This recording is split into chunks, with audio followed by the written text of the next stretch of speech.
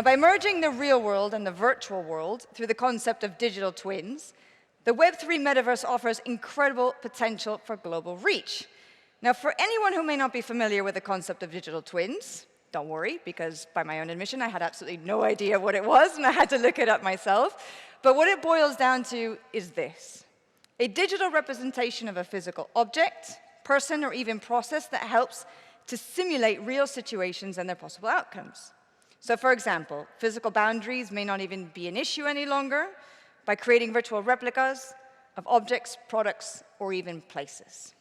Now that said, there are golden opportunities for companies to monetize digital twins, and our next panelists are going to explain just how you do that. So please give it up, a very warm welcome for our next chat, Mike Glear, CEO and founder of Zetly, Robert Rice, CEO of Transmira, Elias Zamora Silvero, Sevilla FC, and Ray de Luis Baez, founder and chief connections builder at The Connect, your moderator for this global reach monetization with Web3 metaverse digital twins. An eye-opening chat brought to you by both Zetly and Transmira. Ray de, the floor is yours.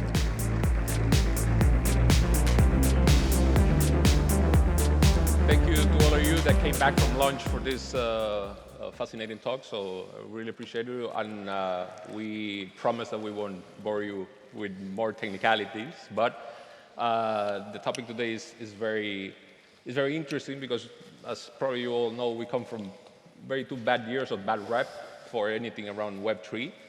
But the interesting thing is that digital twins and what recently has been coined metaverse has been around for decades already. And we have some of the pioneers in that industry here with us today.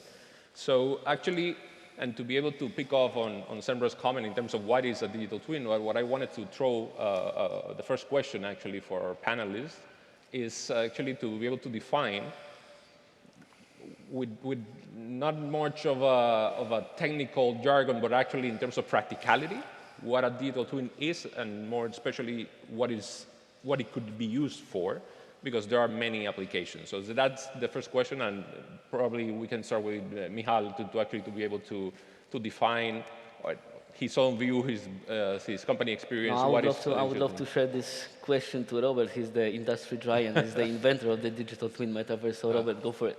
I'll go for it then. All righty. So I'm pretty sure everybody here is familiar with the term metaverse, and you've seen virtual worlds like Decentraland or Sandbox or Second Life and those sort of things. So those are what we would call created or fictional worlds. They take place somewhere else, and there's no real tie or link back to the real world.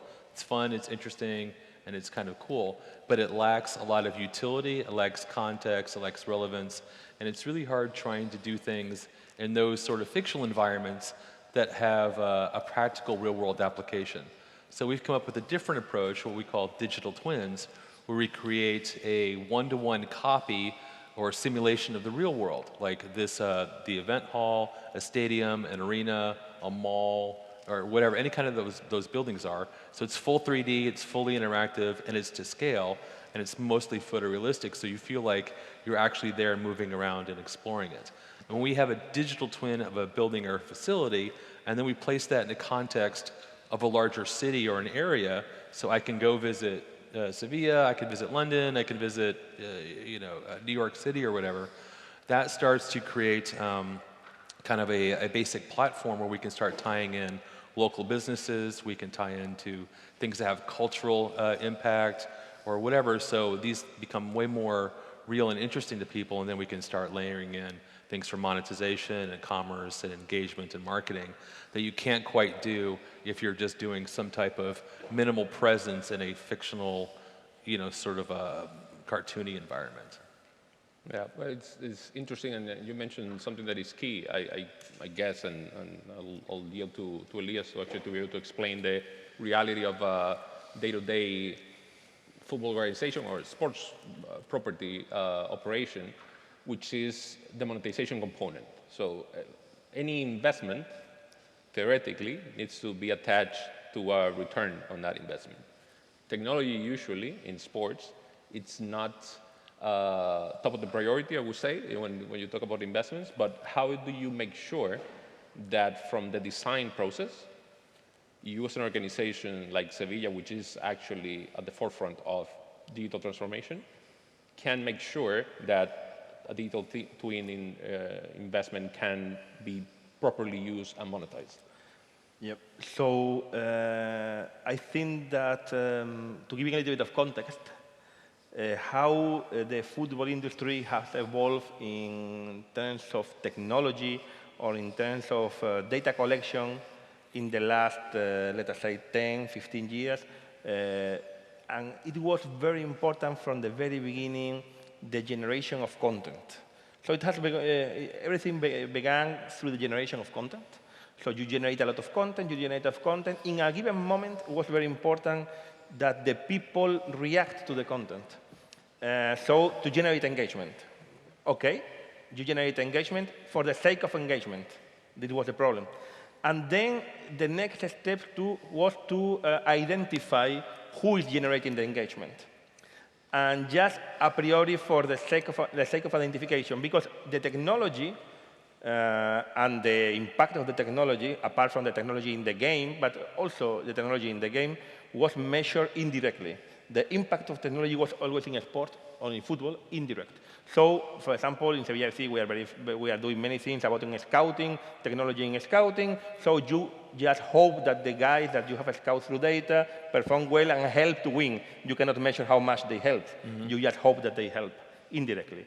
Or the engagement, you just create numbers. For example, how many people you have in social media, what is the engagement. Then Nielsen, for example, gives some kind of measurements of how important are you, what is your reach, and you try and you hope that these numbers, both in the terms of how many people you have in your database, how many people you have in social media, what is the engagement of them, that they generate some kind of impact in your sponsors. So the more people you have in your databases, the more people you have around you, you hope that this has a reflect in the number, in the money that your sponsor gives you as a fee. Also, nowadays, it's entering the TV rights. So the problem for football clubs is the direct monetization strategies. So I am here not just to give answers, but to pose challenges as a club. So doing something in the technology of the club. We can do many things. We can generate data, we can generate number, we can generate impact. The question is, in all these lines that we are generating, how to monetize directly, not indirectly, that is difficult to track.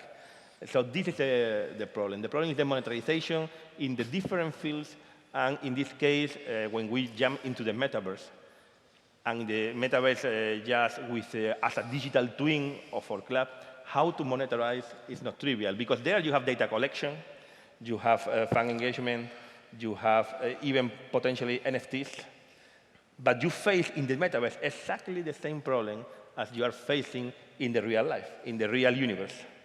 Yeah, because actually the main challenge is consistency and the repeat use of an engagement of that audience. So you mentioned a challenge, and I want to launch this, and maybe Michal can take this question, is that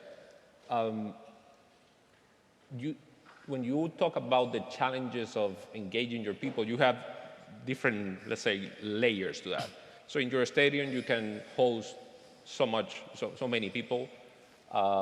You can have, so many touch points. But theoretically, and especially in global sports like football and with global brands like Sevilla or any other big club, you have massive global audiences, right? So technology can enable you to actually be able to bridge that gap. If we look at today in the industry, I'm Dominican, so I'm first and foremost a baseball fan. Today, the Major League Baseball will broadcast a game completely 3D, virtual, real-time renderized based on what is happening on the field, right? So this is the first. But in essence, it's a digital twin of Tropicana Field, which is the stadium in Tampa, and how people can engage that. And if I link that to the knowledge that we have of other properties, like the NBA, which we know that is massive, they know for a fact that 99% of their global fan base will never set foot in an arena in the US. So that begs the question, and thus comes the challenge. How digital twins from the engagement and ulterior monetization can help solve that so Elias can go to his CFO and get that authorization? So there's a few pieces here. First, I think we're so used to thinking in traditional methods or like Web 1, sort of ideas where, banner ads, impressions, likes, those things have become an important value to try to measure the impact or reach of something. But those are very passive or one way. There's no push to a transaction. There's no follow through, right? And even with like a lot of other metaverse, companies I've seen, there's still the idea, hey, let's do banner ads on billboards and we'll track eye tracking and do whatever. But that still doesn't do anything. When you have the ability to get a lot of data about users, user behaviors, things that they do, a digital twin kind of gives you a 3D and interactive environment where you can track like activity, right? And I think that for branding and marketing, if you treat things like branded product placement as opposed to a banner, so instead of me having an advertisement for Dr. Pepper or Coca-Cola or Nike, let me have a 3D shoe I can put on an avatar, and then let me connect that in the real world. Again, this is this bridge between physical and digital where this 3D Nike shoe can be exchanged for a real shoe, or can be, have a discount on one. Or let me not only place it in the digital environment for people to find and collect, but let me use augmented reality and then geolocate that anywhere in the world. So I can have fans in another country engaging with AR mobile content that they can then use to get to a transaction at a local store, buy some merchandise, buy a jersey or buy whatever. And then all these things together, you're now able to say, here's the impression, here's the interaction, the activity that they did, or maybe they didn't like it and they sent it to a friend. That's valuable data. All the way through to an actual transaction, because you're basically storing the value in the 3D object, but in a context that's very interactive, and it's multi-user, it's not a one-way passive thing. So when you do that, then now you can actually prove and validate the ROI in your ad spend that you can't do anywhere else. And because you're tracking all of these behaviors and demographics and everything like that, now you can go back to other brands and other sponsors, whatever, and say, hey, we know people respond this way to this here, to this here. Now we can customize, we can craft more, and kind of take things to the next level in a way that you really can't do in any other type of media. And this is where the concept of digital twin tied back to the real world location suddenly opens up all these opportunities to explore and try, and then that leads us obviously to the fan engagement. Just because you have a digital twin or have a virtual space doesn't, you're not all the way there. You have to have the interactivity, and you have to have not only ways for a team and a club to engage with fans, but also for fans to engage with each other, which is equally important. The possibilities of the fan engagement through the digital assets, I will say, they are simply endless, right? When you're having the digital twin, most of the revenue streams usually goes through the match day.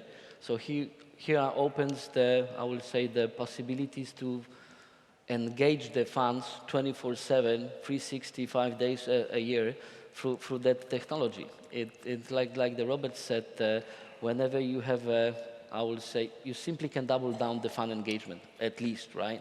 So even like when you are investing the funds to create the whole ecosystem of it, so the metaverse is simply opening, I would say, the endless possibilities as a fan engagement. But the basement of it is that the clubs, they're supposed to have it ready, working strategy, and they're supposed to know how to develop it, because without the proper education of themselves as a clubs and the flowing with the communication, you cannot create and build a fan engagement, I would say. Yeah. So from the point of view of the data, this is my main experience as a chief data officer of Sevilla FC, I think that here there are one big advantage in the concept of the metaverse and in the concept of the digital twin. I think the digital twin is mainly in favor because football is not Super Mario Bros. Football is about romanticism, it's about roots, it's about some kind of pattern that, at least in Europe, that your parents were doing it, typically your grandparents were doing it, and in my case, even the father of my grandmother was doing it. So this makes that for people want to live what the real Sevilla FC people or what the physical Sevilla FC people are living. People that typically are a fan in Mexico, Sevilla FC, or in Morocco, for example, that we have a big fan base, they don't want to live some kind of new universe of Sevilla FC that doesn't exist really. If I want to watch Sevilla FC, I want to watch it as real as possible compared to the people that are attending to the Ramon Sanchez Pizjuan today, for example, in Champions League. This is from the cultural point of view, from the human point of view. But from the data, so this, from my point of view, makes sense. But from the point of view of the data, I think that the revolution, given that there is a real economy there in the metaverse, that is the key point, the revolution and the possibility that is open are really huge, because now we are assessing a problem, the data departments in the clubs, and not only in the clubs, in any company, that you have thousands of disconnected data sources. You have to collect it, you have to clean it, you have to unify it as a whole. It is the typical task, the typical dirty task of the data engineers.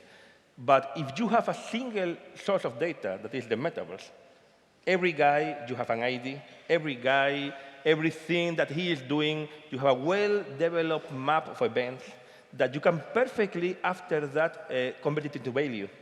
And this value and this information, you convert it into information, then in value, and then in actions, link it to business action. So I think that the metaverse with economy, developed economy, for the clubs can be much easier to attack than the physical universe in which things are much more disconnected and gaps are much more often. Yeah, agreed. Yeah, and actually, if we step a little bit more into the operational side, so how to operationalize technology to achieve all that Elias was explaining, and you take a game day for like what it is today, the experience of a stadium or a sports facility, it's not in isolation. So you have people coming into the venue, you have people stressing, traffic around or public transport and so on. And actually, I definitely see some sort of responsibility on big institutions like Sevilla to actually work with the authorities in actually to be able to enhance their experience from the moment you think that you want to go to the game until you get back home. How digital technology and specifically digital twins can help you actually be able to operationalize that better for the fans that are interested in the game, for the people, inhabitants in your surroundings that are not interested in the game, but they know that the game is happening, how you can see an application there that also can have monetization opportunities. Yeah, I think the first point of difference is basing the experience of the digital twin in the real world as opposed to, say, Decentraland, for example. Again, there's no point of reference to Decentraland. But when you do a real-world digital twin, and you have the framework of to scale, it's to building, and it looks great and all that. You have a fan and outward-facing experience here, but you can use the same data set to plug in other systems, right? Your building management stuff, your security systems, your CCTV, your temperature control, and then you can expand out a bit and start grabbing in other government data and sources. What does the surrounding city look like? What are the crime stats? What are the traffic patterns? What are the climate change effects on tree growth and erosion of soil? What are new construction things that are happening nearby that might affect somebody's view or may have some other impact on whatever? So it goes out in these concentric circles, and each one continues to add value to the initial kind of the digital twin piece.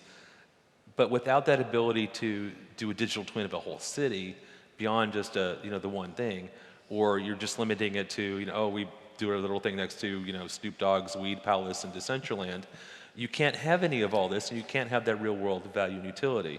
So being able to again start with that real world digital twin and then expand out, you get all of these other benefits. It becomes that single source, as you said, that everything can kind of link into, and then on top of all that, you are really able to tap into history and culture and society and all these things, both for people that live there, that they know it, they feel it, they annotate it, that this is their life. But also for remote people, it's cool if I'm a fan of a team and I'm in some other country and I'm familiar with the stadium, but how many times have you been watching a game where they pull out and they just go downtown for 2 or 3 hours and let you explore before they get back to the game? They can't. But in the case of building out, a city-scale digital twin, you can start layering in all these things and share with a greater global fan base more about, again, the city, the culture, the important places to go and see. And then now you begin to understand the history and the stories of, the team, the club, the buildings, the fans themselves, like all these things.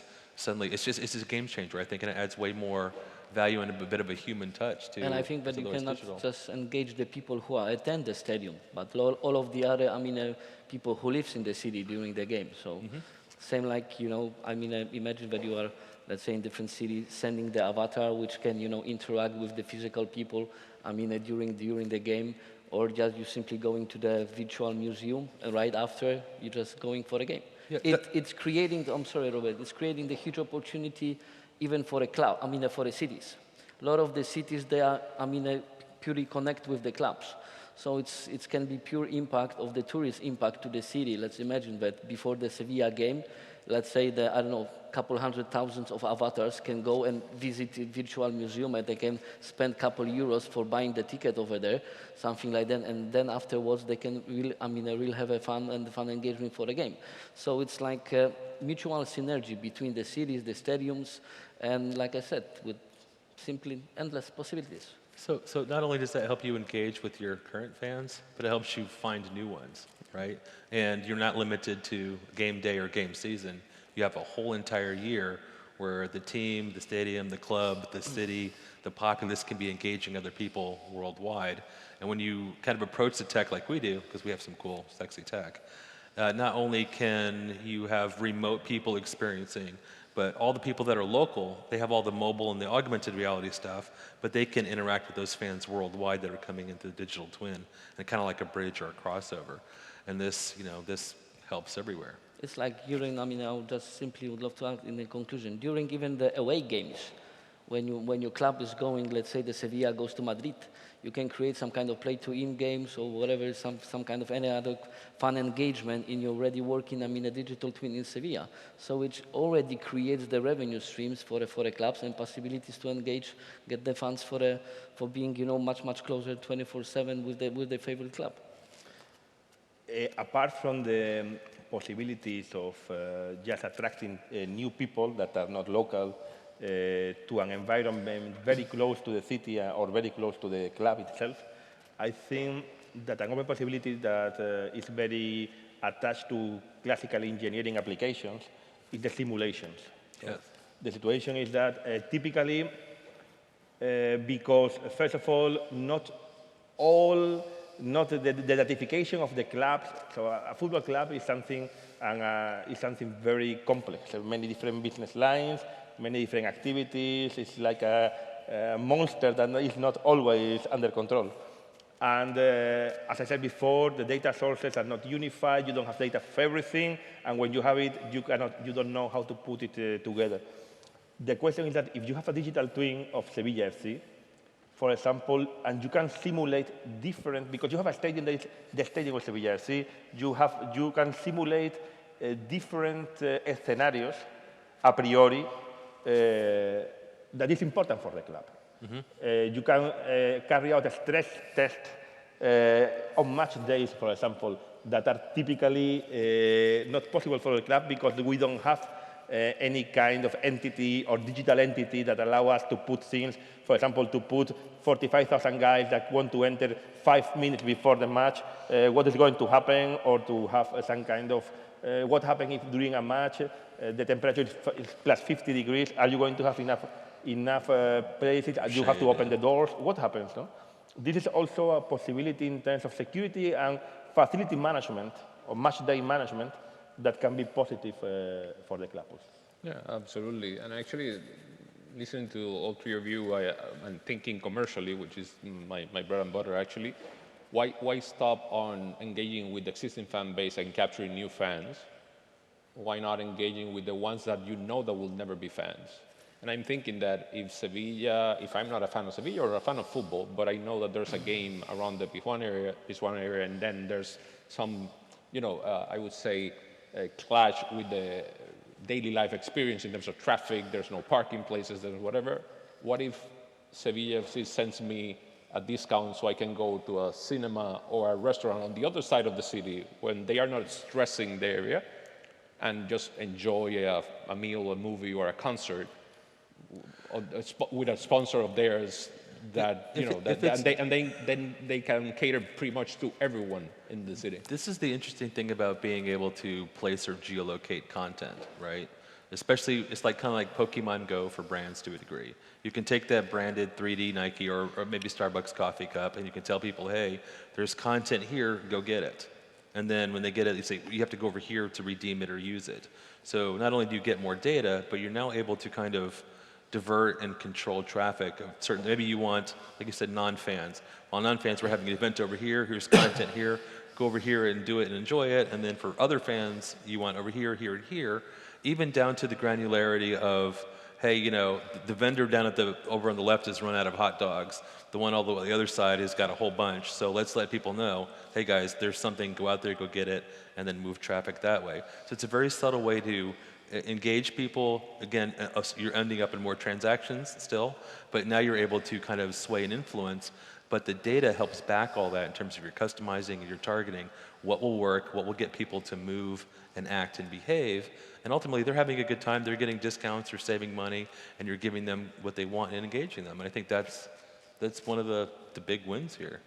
But I would love to add as a conclusion that the times are changing right now. We are facing a huge switch from, let's say, for the digital era. So the future behavior of the fans are changing as well. And in my opinion, in the next years, the sports clubs will face a lot of problems, how to attend the new, let's say, generation, the young digital generation, the Z generation, how to attend them, let's say, to be much closer with the fans or even go for the live games. I think that the digital twin, it's some kind of solution. I know for myself that the best experience is go for the live game, but for the future generation, they expect more. They expect that the club would involve much more with the changing times. So I think that is a good time for the clubs just to simply, be involved in this kind of technology and simply discover it, how to build it the next future generation or the next digital fans. That's what I think that I completely agree. So first of all, you access more people in time and in space, because you can access people in Indonesia at the same time that you access a generation that you don't typically could access maybe for the traditional means, given that there is always economy, that is the most important. But from the point of view of technology and even science, so it is very interesting for me, because it allows you to do many things in the sense that you can describe, as we have spoken, in a very much detail, in a complete scenario. You can predict. If you can describe, you can predict. And as you said before, because you can see what is happening, you know the prediction, but you can impact on this virtual world, controlling things. Absolutely. So you make a kind of the dream of the engineers, description, prediction, controlling, you can make it real. Yeah. And this, from the technological point of view, can be a really important thing. Absolutely. One last point. If there's ever another pandemic, digital twins are going to be very, very, very important. And I encourage you guys to go see in the Sun area, Transmira and Zetly, and get to know more about it. We are up, so thank you for listening and engaging with us. And thank you, Elias, Robert, and Michael. Thank you very much. Thank you so Thank much. you, guys. Thank you. Thanks.